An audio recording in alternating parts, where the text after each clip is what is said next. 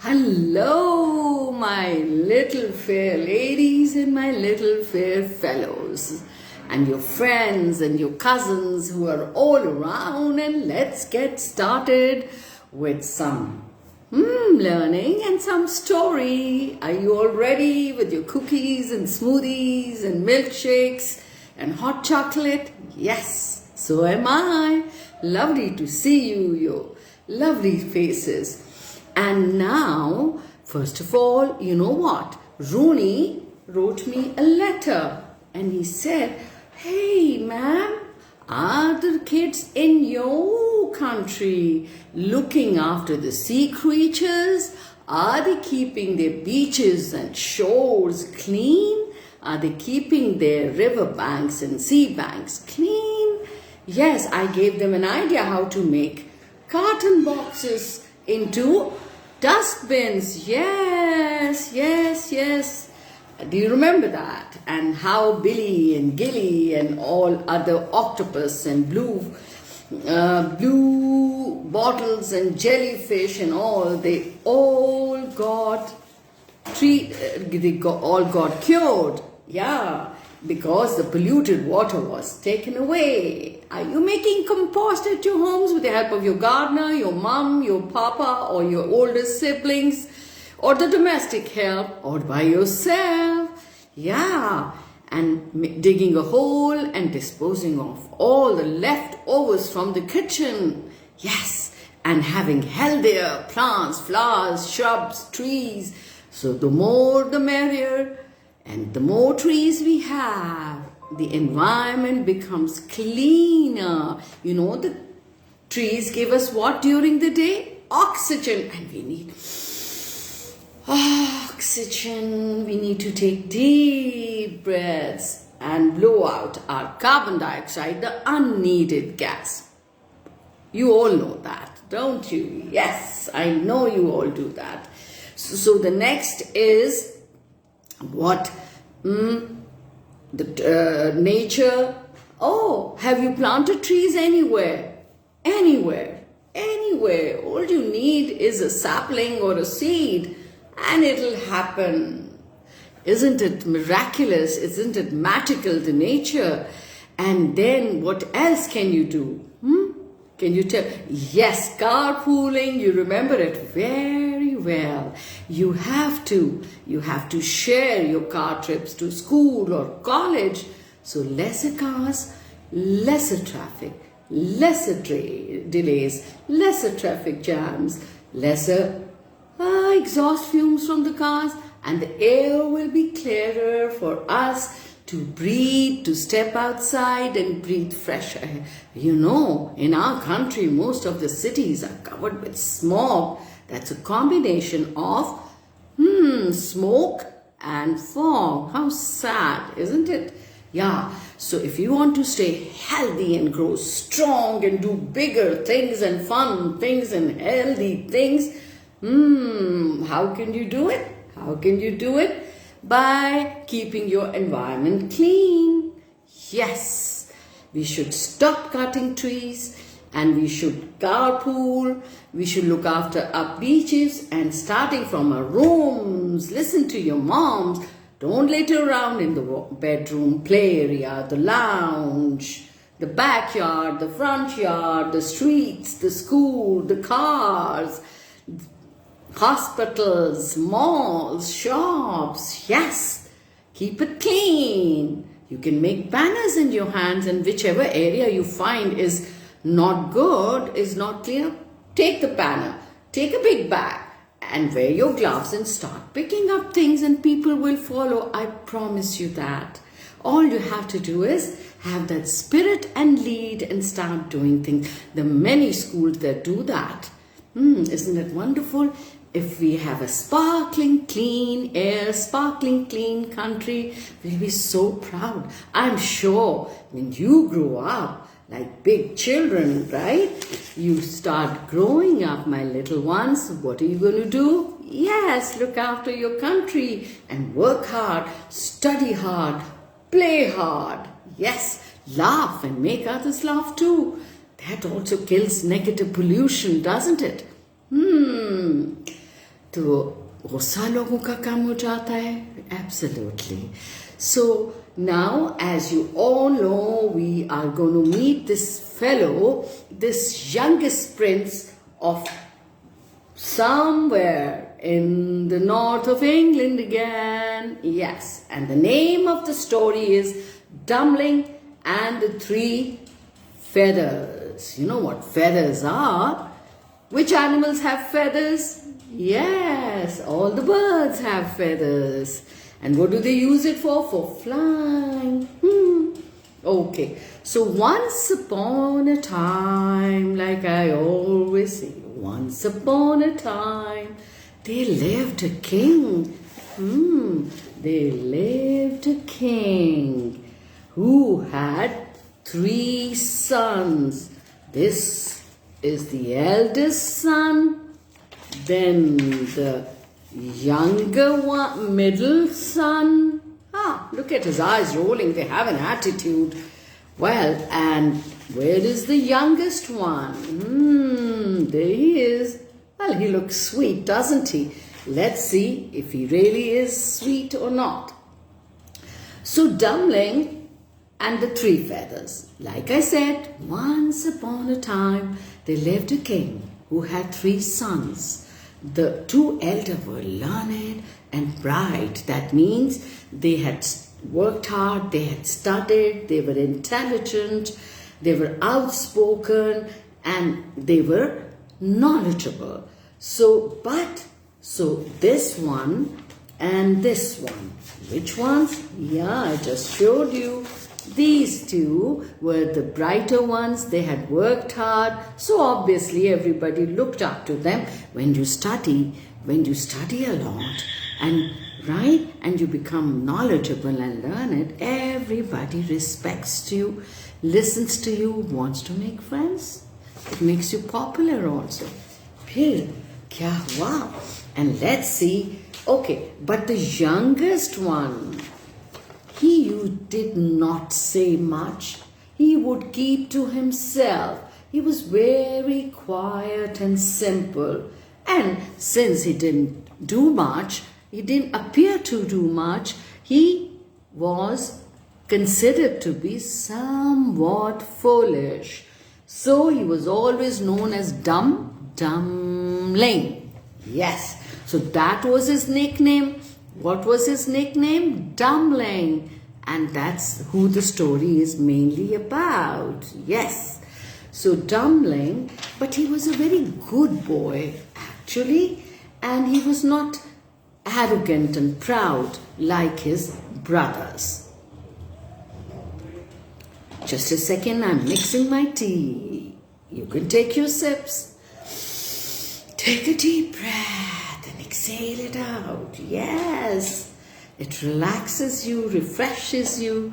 So now, when the king grew old, did I introduce you to the king? Well, when the king grew old,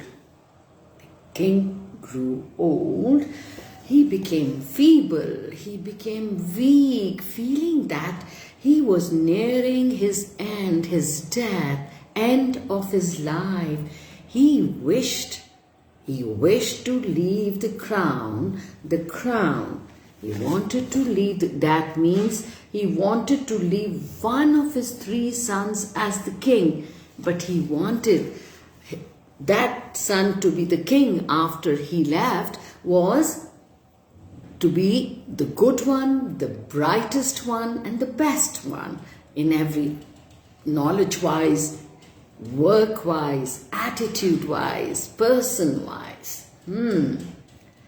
But he could not decide between the second one or the first one or the third one.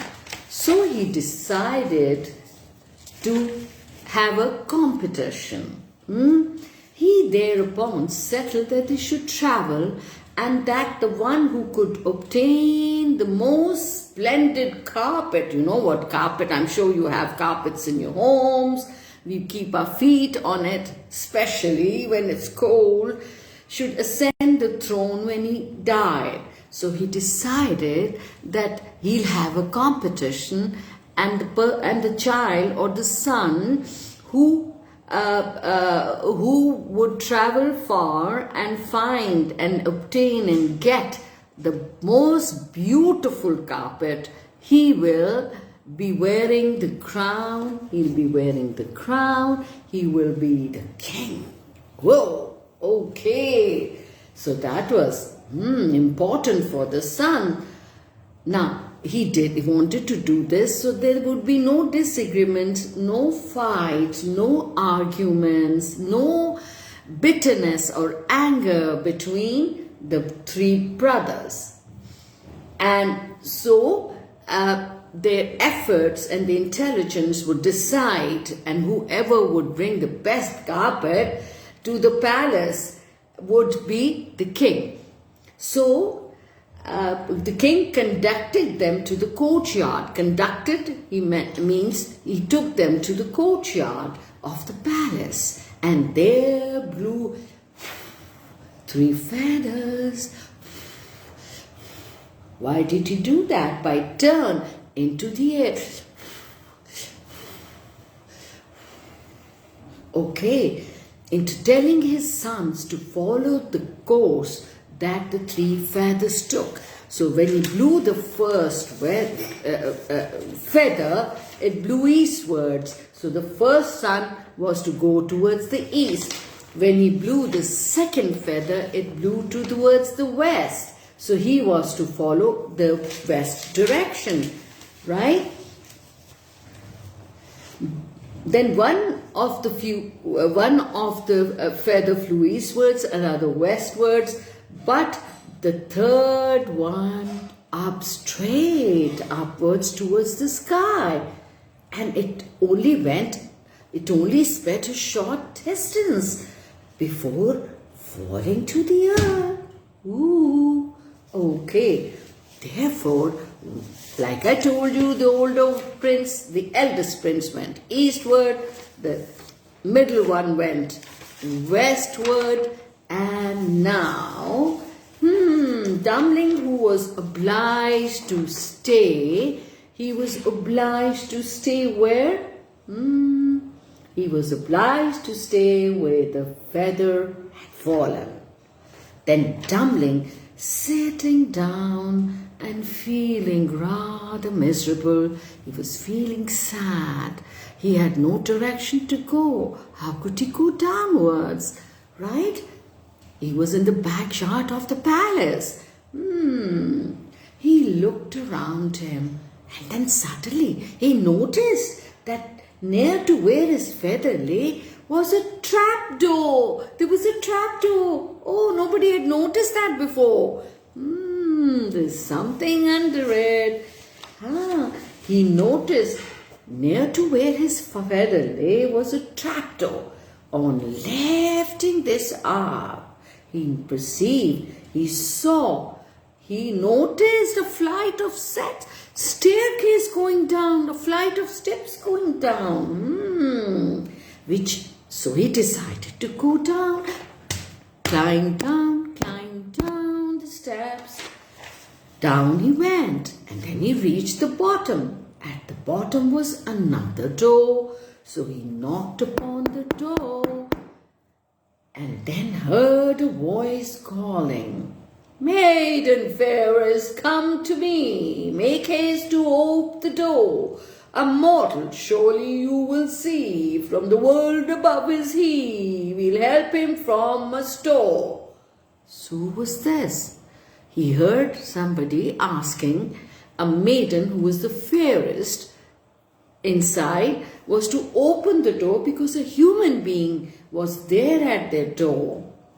He had come from the world, from our world, from the palace's backyard, and he should be helped in our store. So this was the order of the head of the people who were living inside. And then the door was flung open, and the young man found himself facing a big toad, a big frog. Oh,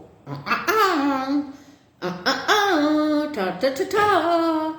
A big toad, and sitting in the center like this of a number of young toads. So there were small toads and then the big one sitting on top.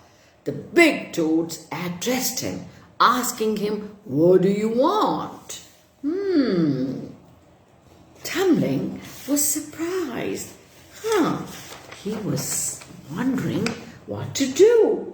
Well, when he saw the toads and heard them question him, he was surprised they could speak. But he was a good-hearted person. He thought at least he should answer them, whoever they are. He couldn't believe his ears and his eyes that the toads and the frogs could speak. But he was very polite, like I told you, very courteous and polite. He had no mean bone inside himself. उसमें बुराई नहीं थी, सख्ती नहीं थी, pride नहीं थी. "I am desirous to obtain the most splendid carpet in the world just now. It would be extremely useful to me." So instead of making fun or running away or telling them, "What can you do?" he said, I'm supposed to take a splendid, beautiful carpet up in the world, in my world. The toad who had just spoken called to a young toad. Now the big toad who was sitting there saying, "Maiden fairest, come to me." He always starts his line with what? "Maiden fairest, come to me." Yes, come to me. And what is this? She's supposed to say, "Let us speed all his desires. It's a mortal here you see. Give him what he requires." Immediately, the young toad fetched a large box. The old toad opened and took out a beautiful, exquisite, excellent, gorgeous, beautifully designed carpet that it certainly could have been manufactured or made or weaved nowhere upon the earth. It was not humanly possible. It was so fine, the knots and the weaving. Wow, what luck for the little dumpling prince. Yes, the youngest one, remember? Oh, he was so happy. He was so grateful. He thanked them. Thank you so much. You're so kind. And wow, you're magical. He was grateful and he thanked them. So he went up the flight of the steps and was once more in palace courtyard. A sip of tea would do me good.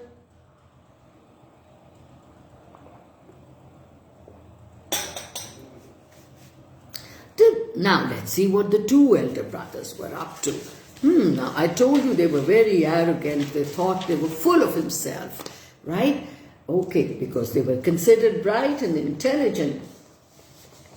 Now the two elder brothers, being of the opinion that the youngest was so foolish that he was of no account whatever in trying to obtain the throne. So they both thought, well, what can he do? He can't do much. He's foolish, he's simple. He is no competition for us. Obviously, he's not going to get the throne. So we don't have to go far. We don't have to work so hard. They were so full of themselves, proud of themselves. And I don't think so he will be able to find anything. They both discussed with each other. And it is not necessary for us to trouble much in looking for the carpet. They said we need not trouble ourselves to look for the carpet. Absolutely not. Right? It is not necessary for us to trouble much in looking for the carpet. The other one agreed. So they took from the shoulders of a peasant, a farmer. They came across a shawl, a drape that he was wearing. You know, the farmers can't afford much, but they have to cover when it's cold. So they got, in a very mean manner, they grabbed the shawl from the peasants And they said this would be better, this would be the best, because the little dumpling, their brother, youngest brother, will not be able to bring anything. So there would be no competition, right? And they will become the kings. And this they carried to the father. At the same time, Dumpling appeared with a beautiful carpet, which he presented to the king. Father, you had asked for a beautiful carpet. Here it is, your highness. And the father was really surprised. He was surprised, this coming from his dumpling. By rights, the throne should be for my youngest son. But when the two proud brothers heard this, they gave the old king no rest, saying, no, you can't do that. You can't. How is it possible? How is it possible that Dumpling, who is not at all wise, is foolish, is dumb? How could he control the affairs of an important kingdom? Now this sounded reasonable and logical, that how could Dumpling look after the country? He was simple, he was dumb, he was considered foolish. And important affairs of the king, like a leader, a head of the country, has to be smart, knowledgeable, but he should care for his people, and he should be able to make good decisions, kind decisions, not selfish decisions. That's what a leader should have. You have all those qualities? Yes, you're selfless, you're determined to work and succeed and share your fortune with others and look after your country, your parents and yourselves, right? And they, no, father, no, this cannot be. He cannot look after the important affairs of the kingdom. Make some other condition. We beg of you. Okay. Now, the king, the father, the old king, he did think about it. He did. Well, he agreed. Well, the one who brings me the most magnificent ring shall succeed to my throne. And once more he took his sons outside the palace. Then again he blew 3 feathers into the air to show the direction each one should go. So he blew the feathers in the air. So each one was to follow 1 feather. The 2 older sons, as usual, went east and went west, right? East, west, right?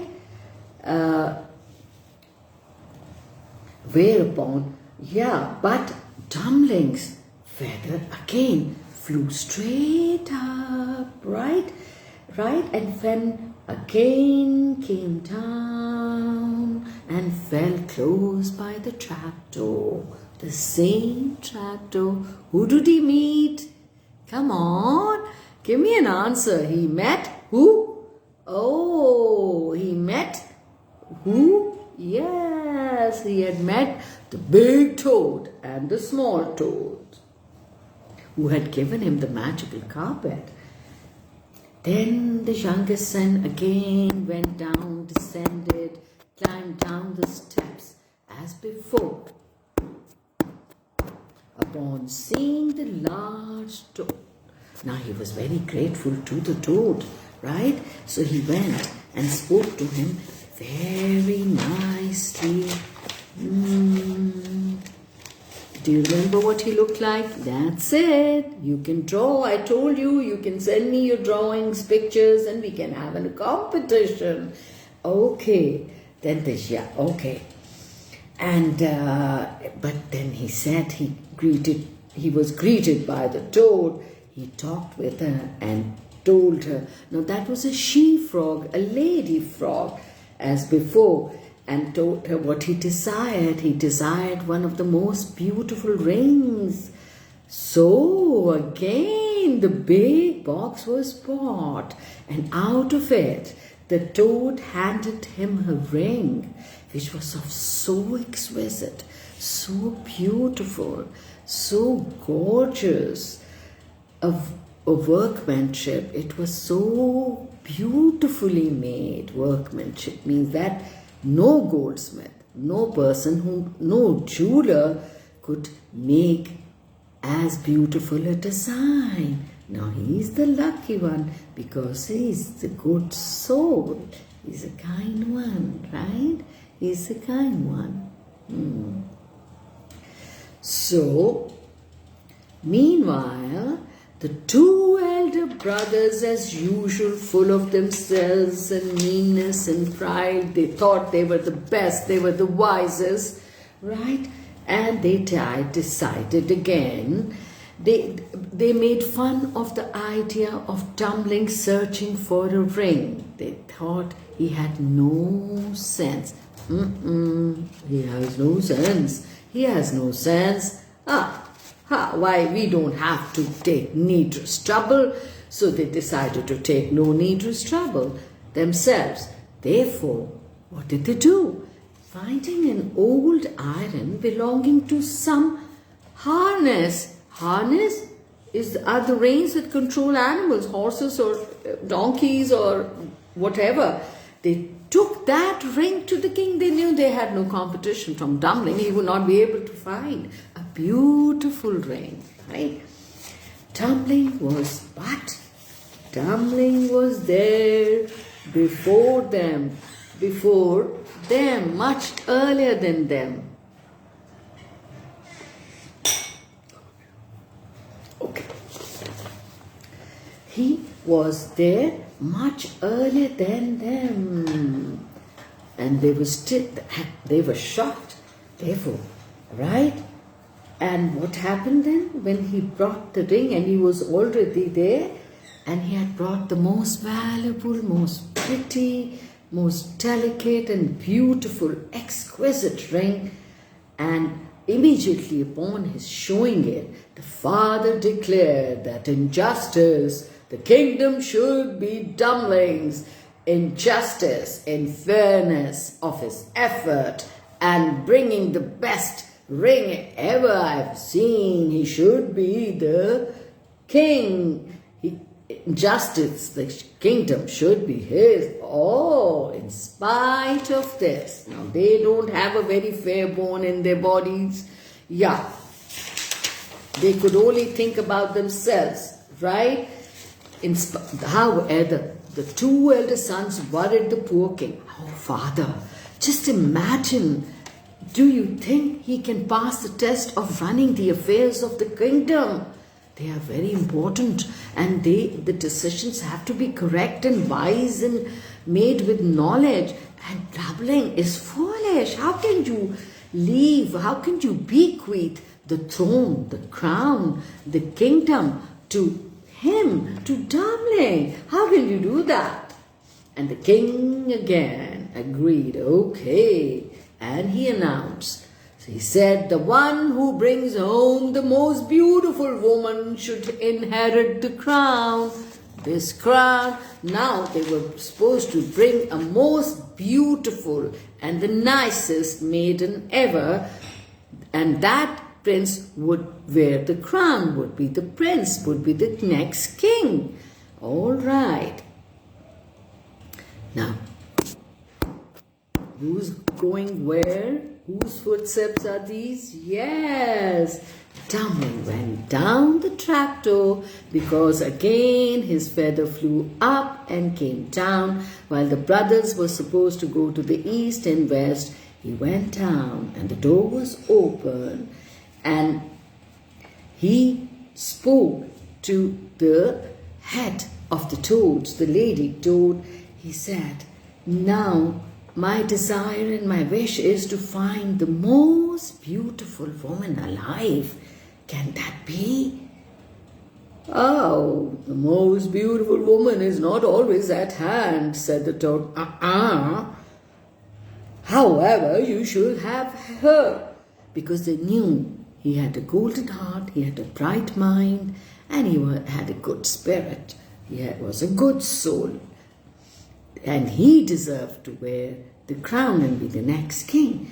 Then the lady toad gave him to him a scooped out turnip. You know what a turnip is? A shaljam, right? It was scooped out like pumpkins are for Halloween. Yes. And had half a dozen little rats, squeaky, squeaky, were attached to the turnip. Oh, I should have brought a turnip for you. Okay. And the young man regarded this a little despondently. He was a little disappointed, but he did not voice it. He was grateful to the toad. She had helped him the first 2 times with the ring and the carpet. How could he forget that? He could not be ungrateful. But what would he do with the turnip and the rats? They did not look like a beautiful, fair maiden, for it had no greater resemblance to what he was seeking, what he was looking for. Seeking means looking for. What can I make of this? This was his expression. Okay. Only place in it one of my young toads, replied the large toad, and then you can decide how to use it. Now, the lady toad said, oh, only place it in one of my young toads. Just place my toad inside the hole, the cavity that has been scooped inside the turnip. Yes, do that. From the young toads around the toad, the young man just seized one, just randomly, and placed it in the scooped up turnip. But hardly was it there, where the most astounding change occurred, for the toad was transformed into a wondrously beautiful, lovely maiden. Oh, the turnip became an elegant carriage. Remember Cinderella? Cinderella, yeah. The turnip changed into a carriage, and the toad inside, just the moment it was placed, it transformed, changed magically, right, into a beautiful, wondrously lovely maiden. And the 6 mice, guess what they became? Were turned into handsome horses. The young man kissed the maiden gratefully, and gratefully said, thank you, and drove off to bring his maiden to the king. Not long afterwards, the 2 brothers arrived. So he was the first one to arrive again with the most beautiful, wondrous looking lady. In the same way as twice before, they had taken no trouble about the matter, but had picked up the first possible looking any person from the village whom they had happened to meet. Whoever they came across, the first person, they didn't even think whether she was smart or beautiful, or had a wise head over her shoulders, or was capable and beautiful as well.